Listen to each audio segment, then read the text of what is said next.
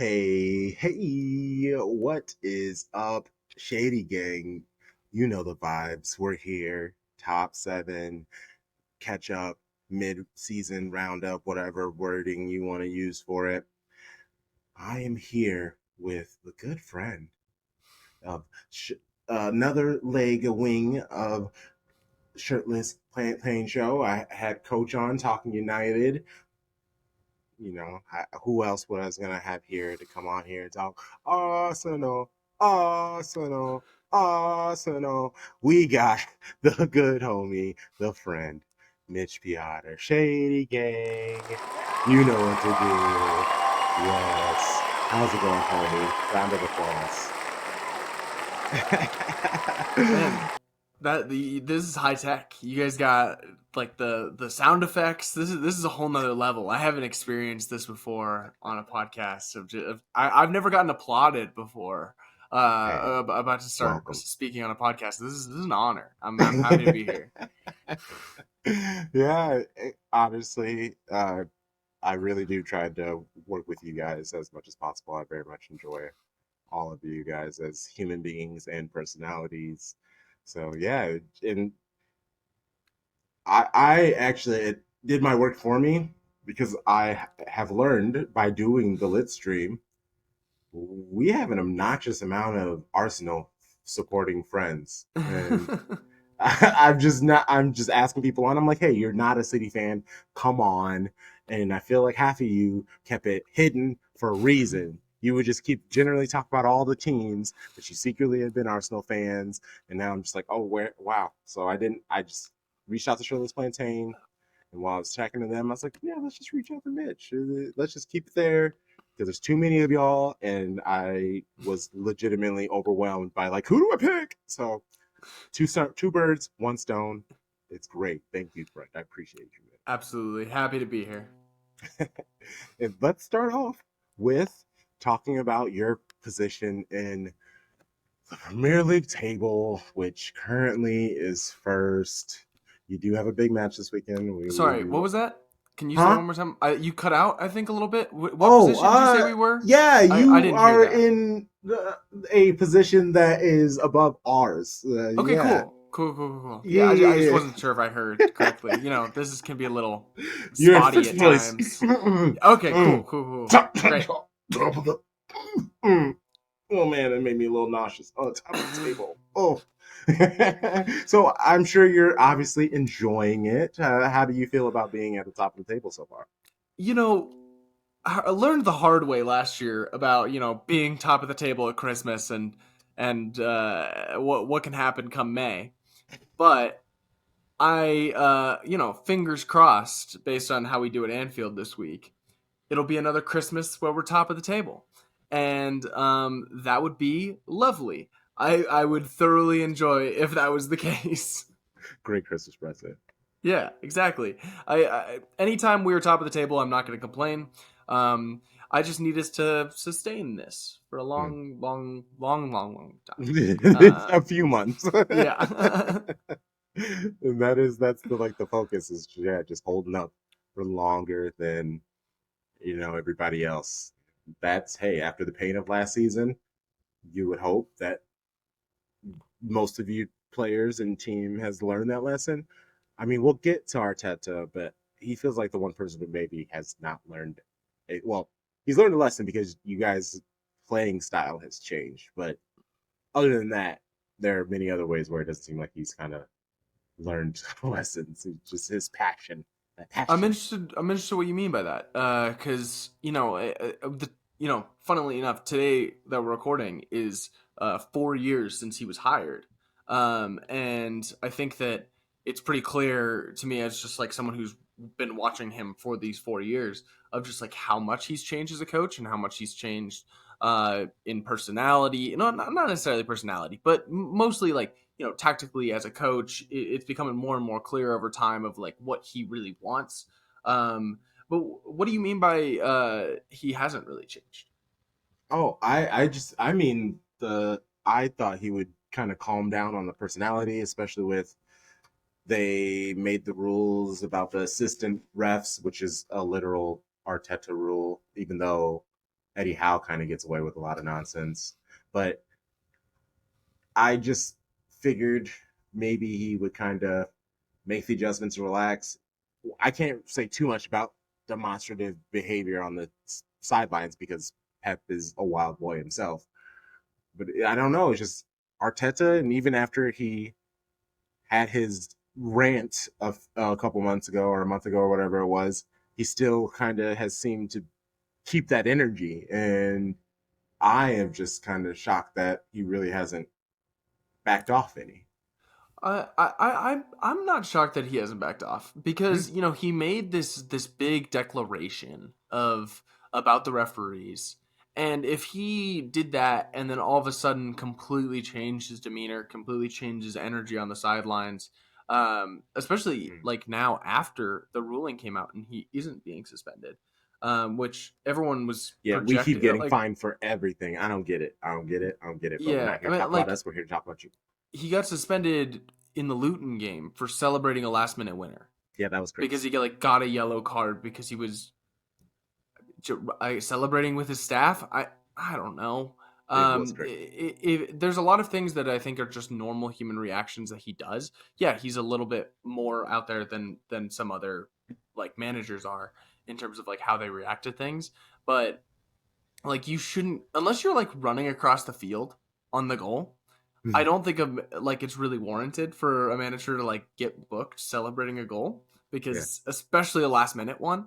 Um, and it just all seems very weird. And but like I don't think that there's anything Arteta is doing that's like holding the team back on like Mm. based on how he's reacting. I think that the players know what they are expecting from him, and if he wasn't reacting in a very Arteta way, I think that they could be disappointed by it. That might throw them Um, off. yeah, I mean he got another yellow last week. After the game, he claimed he was waving to Martinelli, which is a bold faced fucking lie, and I love it. Um, like that's hilarious.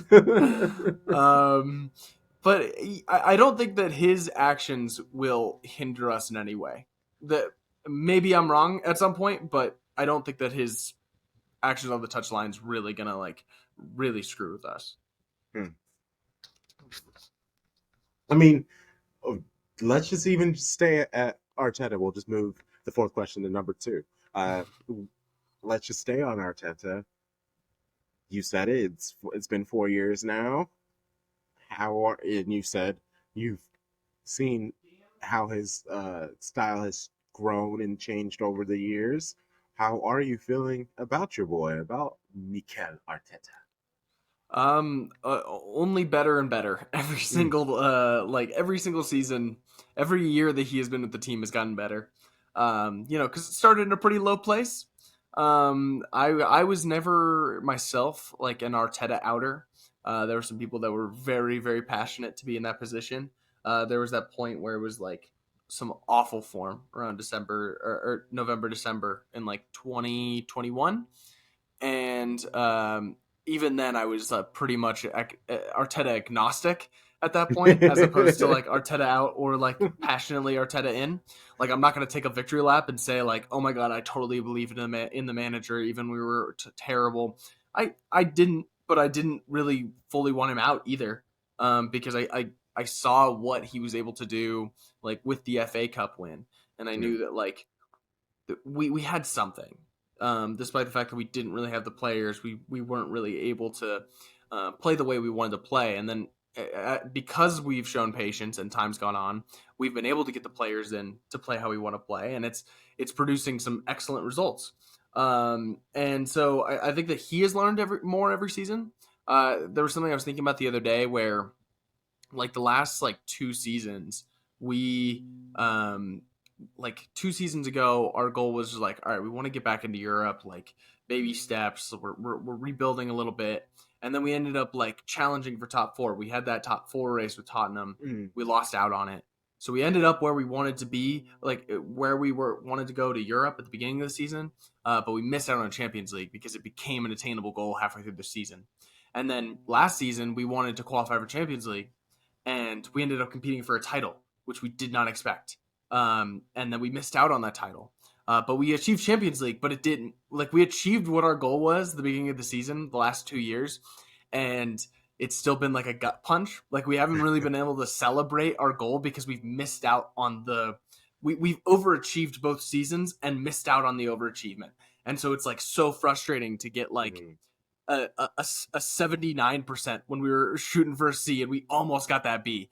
And like we got an 89% last year because we were shooting for a B and we almost got an A. Which makes this season I think spells a really good sign for our Premier League campaign and a really bad sign for our Champions League campaign. Mhm. Because I think, maybe it's like, oh, we just want to like win something and like we'll win Premier League, but then like not win the Champions League in a heartbreaking fashion or something like that. Again, I'm speaking in fairyland here, because it's just like going off of like the trend of the last two Yes, seasons. yes, yep. But it feels like we're continuing to grow, we're continuing to change. I talked about on the lit stream like how Arsenal's kind of changed tactically this year. We're a little bit slower, we're less rock and roll, and it's Hmm. it's producing results. And hopefully those kind of results will be able to help us achieve our goals this season. Cool. But if he keeps going very similarly, like Pep, you keep slowing down that style until all of a sudden you're just like, what the hell are we doing? What's going on? Uh, yeah, it was maybe the first or second couple weeks into the season, and Tom Baum on an episode was like, I'm, I have a hot take. I'm watching Pep's style, and it's almost like a Jose Mourinhoification of his style, where it's just like not beautiful at times, and it's just like played to win by any means necessary. And I was like, how dare you, Tom Baum? And now look at us. It's just like, no, this is definitely some Mourinho ball at moments where, especially at the end of Crystal Palace, where they legit were just like, let's just pass it around and try to figure it out. But Mhm. it fell apart because we don't know how to play like that. We don't know how we have to play our style, and just trying to hold on to whatever we have is not really a way anybody should really play, but especially not a Pep style football team. It's just been awful. I hate it all. I mean, I can't say the same about how Lee's last few Man City games, but I take everything with a grain of salt with this team, because I know how fucking annoying Man City's going to be in April, May. Kevin's coming back. I'm positive he's coming back against this Please be match. watched. Please be watched. Newcastle. Please be watched. Please be watched. Love it. Let's talk about the team a little bit, the roster. Who do you feel has been your team's MVP? I don't have to explain what MVP means to you. That's nice. No, you do not. For the last 4 years, it's been Bukayo Saka pretty confidently. And maybe this is a little bit of like new signing brain rot, but this season, Declan Rice has been our best player. Oh. And like 100%. We spent so much money on him, and it's been worth every single amount of money that we spent because he's not only just changed the way we played, but he's also like won us points. Like he had the last minute goal against Man United. He had the last minute goal against Luton. He's like been able to score goals in clutch moments and also be one of the best sixes in the world. And it's just been so important for this team to have him. And I think that the way that we've shifted up this season has been due to him. He's the Mm. biggest change that we've made in this team to be able to take us to the next level, and it's 100% him. But that's not discounting what Saka's done, what Saliba's done this season, because I think they're both in this conversation as well. But we have so many quality players. It's lovely to not have that be an easy question. Where like I saw that on before we recorded, like the amount of like the questions, and I was like, man, that's kind of a tough one. Like like my base setting is Saka, but I think this season so far it's been Declan Rice. That's funny. I mean, I'm happy for you because I, for one, know what it's like when your $100 million player doesn't do well their first season. Yep. Yeah. So Vardiel, what's going on? What's going on there? We mean I actually don't think there's anything wrong with him. Okay. It's so funny. I don't know if this is like the evolution of me as someone who talks about City weekly, and now it's becoming almost like daily and stuff. Mm-hmm. I don't like I see what is wrong with it, but Yeah. what it is the speed of the game. Ball awareness is just not where it needs to be. He just simply loses the ball. And once you lose the ball, then you have to find the ball, then find the player. There's a lot that on top of just not up to the speed. And just learning the system. Pep put him as this left back for a reason, because that is the lowest, like, if you do bad, you still have center backs. I think Pep plans to make him be the left center back, but as the position as our left back, whatever that is, he doesn't have as much defensive responsibility, and is more focusing on the offensive part, where he is better at when it comes to in pep ball. He is better offensively for what he does than he is defensively at the moment. I just think his nervous energy, and once he learns how his other defenders play, it's also a habit of, it's bad because you're playing 3 times a week, so they're not able to get practices in and learn about each other. Pep is like infamous for, if there are games every 3 days, there are no practices. It's rest. Then you come in and we'll do some walkthroughs, but for the most part, it's just like drills and stuff. There's no practicing. And when we're playing games every 3 months, that means we're going months really without an actual practice. Yeah, they're running drills, but there's not really anything substantial that they can focus on and hone and build. It's all just got to be slow growth, like this is, and what we're seeing. A lot of players, yeah. I'm all in on Guardiola. I'm hearing people being upset, and even I did Hamza knows ball, and they all were just like, he's shit, and I'm like, please tell me how and why. And it's been Well, crazy I that mean, there's never any nuance. It's yes, always with any player. Like yes, it doesn't matter if you're talking about Vardiol or if you're talking about academy kid. hmm, It's always either they are shit or they are good. There's yes, no in between. There, yes, you are not allowed to be an okay player or yes. like be in an okay run of form. It's just not allowed. And that's what it is. It's just like, I think it's because of the expectation for him, and his size. He's a big dude, and we saw him in the World Cup. But we saw him get cooked by Messi. He has his moments of being prone of accidents.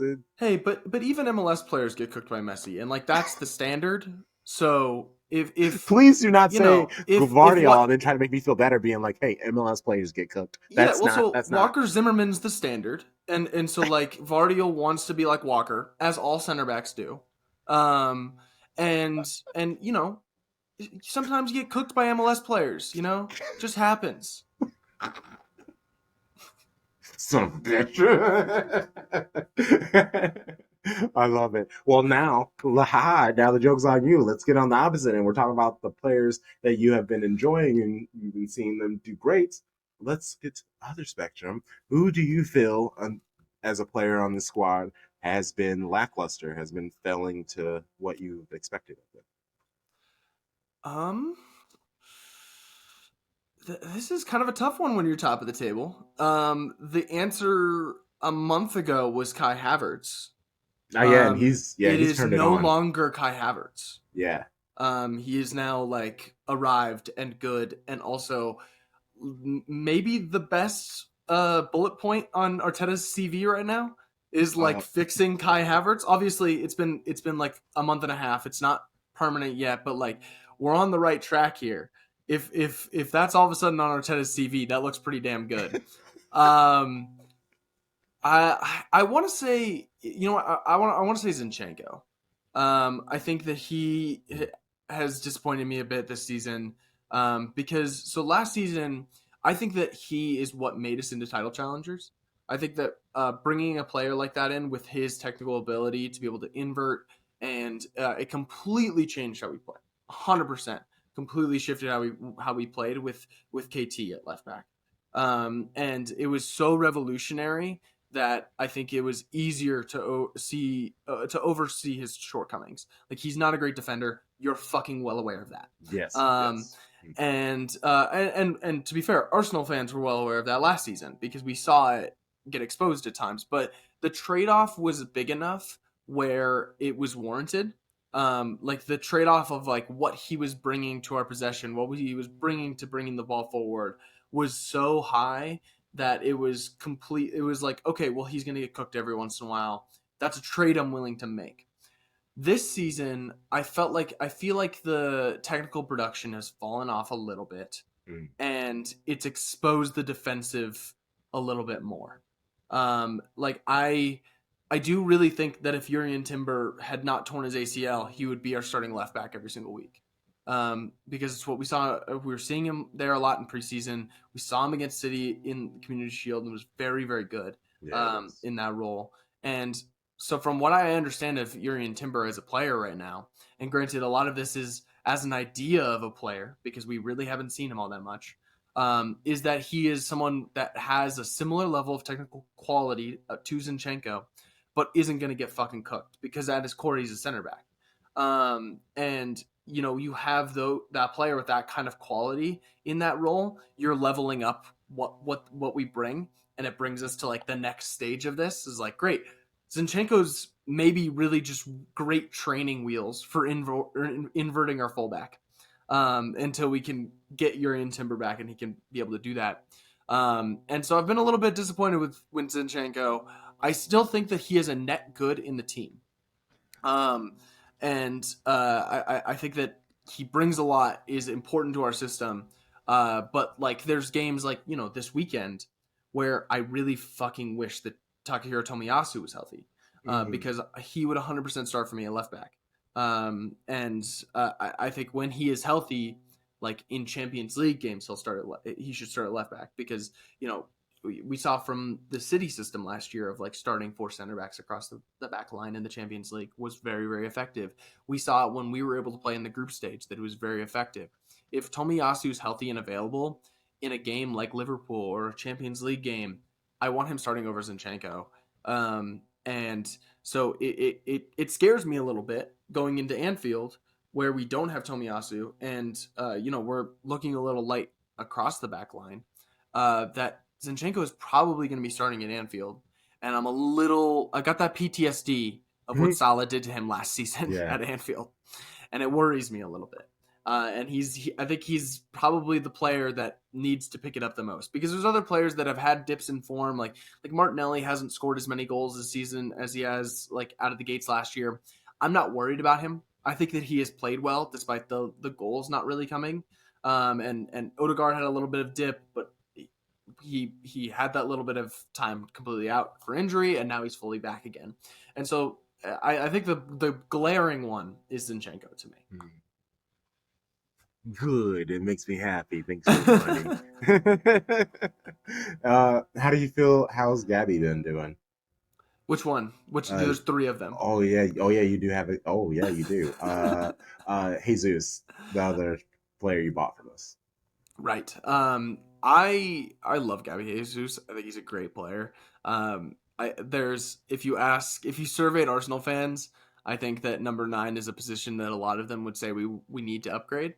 And I don't find. But that's because of like Nketiah, though, right? Not necessarily because of Jesus. Well, don't get me started on Nketiah because Arsenal fans fucking hate him, and it makes me lose my mind. They do. They really do. I lose my fucking mind dealing with. And it's so crazy because isn't he homegrown technically? Yep. Which I really have not heard any other club like shit on a homegrown player like Arsenal fans shit on Nketiah. Yeah. The excuse that they will use is that he's actually Cobham or whatever however you pronounce Chelsea's academy because he was there till he was like 15, and then joined Arsenal around then. But he's fucking Hale End. He's an Arsenal academy guy. He's also been like, there's a reason that he's being linked with like Crystal Palace and Brentford and all these like mid-table Premier League teams. Because he would start for like all of those teams.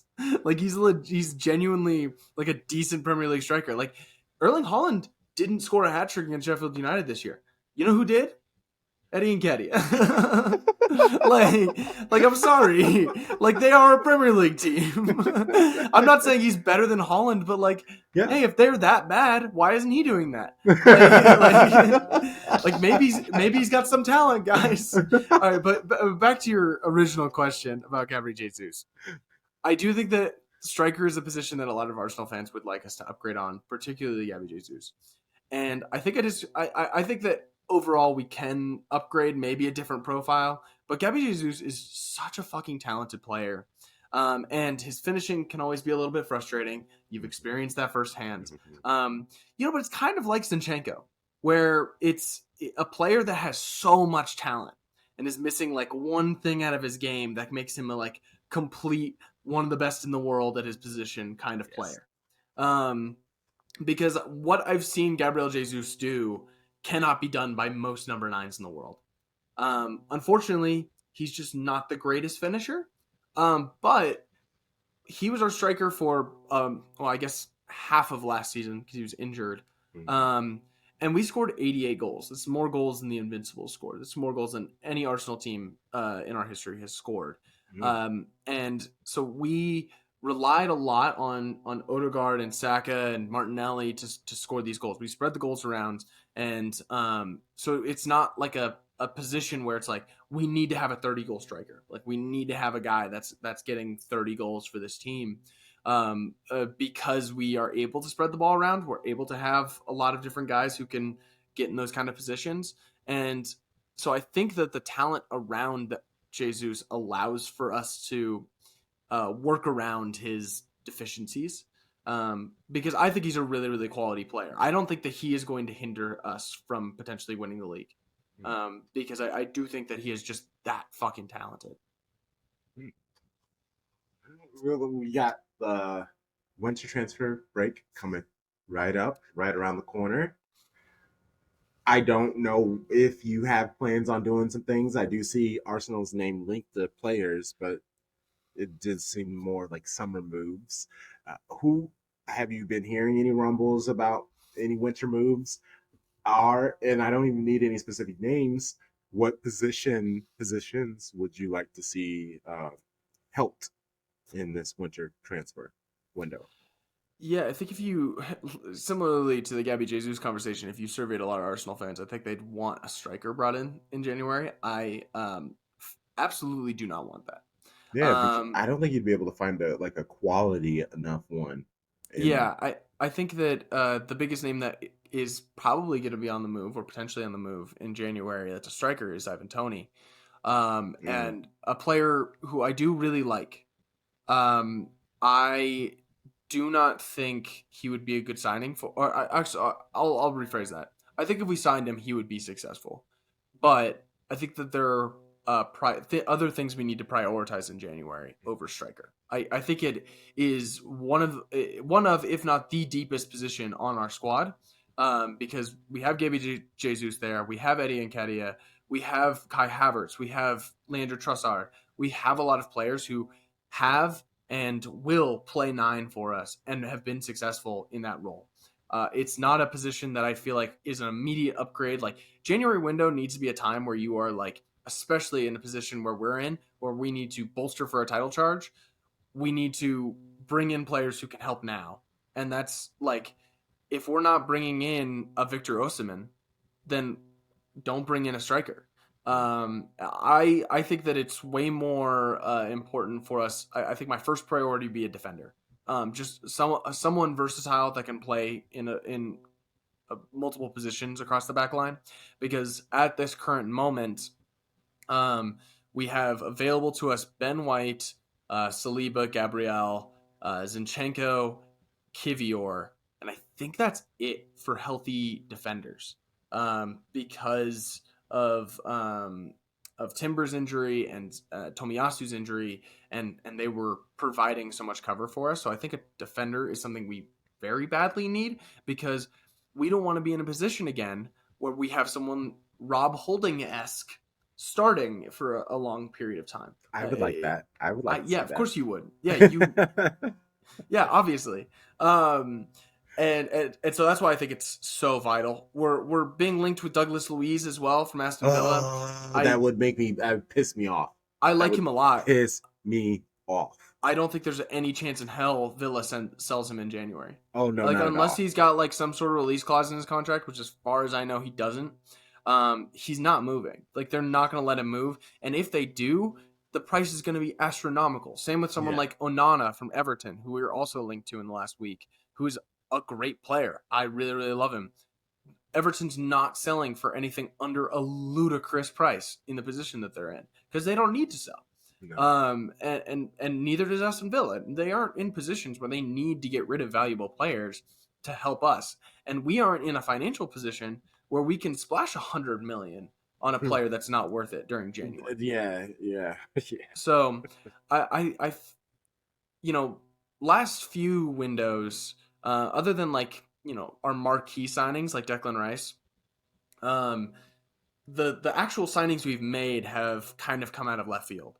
Like they've just kind of like I didn't know who Jakob Kivior was until all of a sudden we were signing him last January. We were heavily linked with Mudryk all window, and then we signed Trossard. Like I feel like it's going to be one of those kind I of feel like that signings. was a better move though. Yeah, That's I absolutely agree. better. It's going to be one of those kinds of signings. I feel like it's a name that we haven't heard yet, and I feel pretty confident that we'll probably bring in one, maybe two pieces in January to help bolster the title charge. I do feel very strongly though that none of the names being linked to us will be Arsenal players on February 1st. Mhm. And the names that are being linked to City in this January transfer window, while good, I don't. None of them really make me too excited. I am looking forward to seeing Andre in this final because Fluminense center mid, defensive mid, he's been linked to City, and around 40-50 million dollars is like his price, which is Mm-hmm. specifically what City is looking to spend this winter. He's the only person that physically looks like the person that I would like to Yeah. be under Rodri, because everybody else, they're kind of small. They're talented, but they're like small, and we have enough of that with Rico, and I don't know. I just we has done such a good job at bringing these like big physical dudes in, which never really fit his profile. So if he goes back to just a bunch of tiny technical dudes, I think I'm gonna be miserable about that. Let's talk about the second half of the season. How do you see it? Do you believe that you can hold on to this first place for the next 4 months, 5 months? Yeah, I do. I said before the season that I think we win the Premier League, and Mm-hmm. I 100% stand by that. There hasn't been a single thing that I've seen from Arsenal this season that has dissuaded me from that opinion. If anything, I think that we've gotten stronger over the course of the season. I think this weekend's going to be a big test to be able to get a result in a place that we have not traditionally gotten a result against a team that is challenging for the title would be a huge statement going into the second half of the season. And I feel very confident this team can do it. And also, I feel pretty confident about the Champions League as well. I don't think I'm not necessarily predicting us to win it, but I think that like this team has it in them to be able to fight on two fronts and potentially make a run in Champions League and also You, compete in the Premier League. I'm looking at the round of 16 legs and Mm-hmm. mixed to the Champions League or with the Premier League. You have a like ebb and flow of like terrible and fantastic. Like Yeah. leading up to the games, you play Liverpool and West Ham, which won't be easy. But the match before your Porto match is Burnley. Yeah. Then the match after is Newcastle, which isn't tough. But then you have Sheffield and Brentford, which Mm-hmm. Tony will be gone by then. I think they'll be reeling. I think that team, they definitely have lost all steam. I don't I know. disagree with that. They've been without him this season and continue to be solid. I think Brentford is just such a well-run team and well-coached team because Thomas Frank is wonderful. Yes, he's great. That I don't see them falling off in terms of difficulty of an opponent anytime soon. Like we had to scrap for a 1-0 win late in the Mm. game. We controlled the game, but it was not by no means easy because they're a tough place to go play. They're a well coached team, and you can't really expect anything out of those games. So even if they lose Tony in January, it doesn't really change how they've been playing this season because they've been playing without him already. No, it's just something about like I love the way that they play, and I'm rooting for them. But I just think that style of football, I think it all. I guess it also helps that the teams under them like really aren't great. 15 under, maybe even like 14 under. They're all like not good teams. Yeah, So I think they'll be fine. yeah. Yeah, I just something about them is just doesn't inspire me. But also, I've met a lot of really dope Brentford fans, and I want them to do well just because all those people they're just such nice people. They're just like, God damn it, why are y'all so nice? I want to hate on your team, but you're nice. We love the bees. We love the bees. Right? Like, and we need the bees to save the world. So it's like I can't hate on you guys. I can't. Oh well, homie, I appreciate you, Real, Shady real Gang. quick, Oh yeah, I, yeah. I want to ask what your insight is on Arsenal as someone who isn't an Arsenal fan. Like, how when you've had the opportunity to watch us this season, where do you think we can go? City excluded, obviously, because it's like you may be watching us and be like, "Yeah, you're a good team, but we're still gonna win the league." But like, how good do you think Arsenal is as someone who is not biased?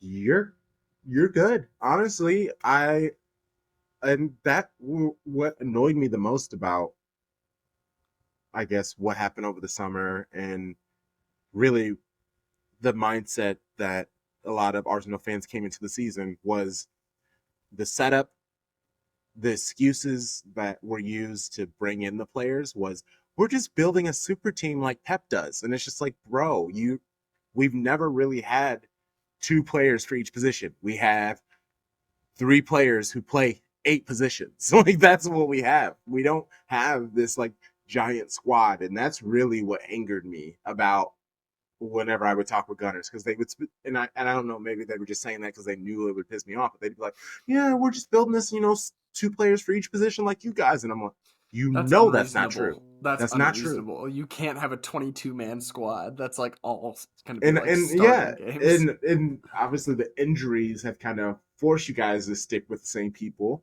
But honestly, even if they weren't injured, I think that would have happened. I think he would find his solid 11 to 14, maybe 15 that he trusts, and he would just always use them unless someone gets injured and you file some people in. Uh, you guys are good. You stand just as much of a chance as Liverpool. I thought maybe Brighton or Newcastle or somebody like that would kind of make it a four-team race. No, that's not happening. It's just three teams. It's Arsenal, Liverpool, City. Anybody could win it. I personally want to win the Premier League because I want that four in a row. I want that quadruple. But if we have to give up the Premier League, I would rather Arsenal win it than Liverpool because I'll take it. because Arsenal fans are so like ridiculous that I think they would make a lot of fun out of the content. Where I think Liverpool fans will be just smug as fuck. It's just I gonna be will. annoying. They're gonna be super prickly. I don't want that energy. I think Arsenal fans are just gonna be dancing and happy all the time, and I'm I gonna be I like that. walking on air for a good 24 months Yeah, if we win the Premier League. yeah, and like that's what I'm saying. I want that because yeah, I just think Arsenal fans in general will be there'll be more levity to them winning it over us. Like, of course you're gonna lord it over us. Of course it's gonna be like tons of shit talk. Yes, but I don't know. I feel like it won't be as rough and because Liverpool fans are always like this close from just like saying too much or just being entirely too rude, and Yeah. I don't need that energy. Yeah, that's fair. I'll take that because I think that we would. I mean, obviously, there's going to be the constant Twitter battles that will always persist, and then Always, yes. having a picture of Bukayo Saka holding the Premier League trophy is going to, help as ammunition. But I don't give a shit about that. I think I would just be like high for 24 months just off of that win if we won the Premier League. Yeah, and I wanted to be able to enjoy the treble more than I've been able to, but I don't think I really can because just the general city support has been poor this season. They've been just, and I get it, it's spoils of winning, but they have just really been pissy little crybabies, and it's been bumming me out because it's even like people that I've like respected their mindsets and their thoughts and how they see City that they're even just like, I don't know, we're not winning anything this year. And I'm like, fuck off. Like, why are you saying that at It, this time? Like, if I there's ever so become much like more of this. Ugh. if I ever become a crybaby based on my team like winning too much, I think I should stop watching sports because like what's the fucking point? It's amazing. Like I'm going the if you opposite. I'm if becoming you win the treble, the next season is the most stress-free season as a fan like it ever should be. because It you can should just be. coast off that. Oh, we drew to Crystal Palace. It's okay. Oh, My treble. team won the treble this year. That's all, that should be the retort for anything. Trouble. Like, bro, you don't have to argue with anyone about anything at all this season. Just say treble. Yeah, fair. Oh, they're so dumb. They're so dumb. But I love you all. I love all you dumb dummies. That's how I feel about Arsenal fans. So Right? Oh, Shady Gang. Please give it up for the homie. Yes. You could. Yes. Round of applause. Round of applause. Round of applause. Please, plug yourself. Plug how people can hear your beautiful thoughts on football. The best place for that is on the Shirtless Plantain show. I will be on most Arsenal editions when I can, and I host a show about MLS and Let's NWSL go. that just finished because the season just finished. And you can find me on Twitter at Mitch Peotter. Yeah, that's about it. Hey, you know the vibes. Shady Gang, Shady Gang, Shady Gang.